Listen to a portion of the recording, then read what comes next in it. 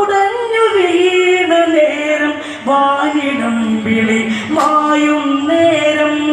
ദശരഥന്റെ ശോകഭാരം ദൈതയുമായി ഇഴചേരും നോരം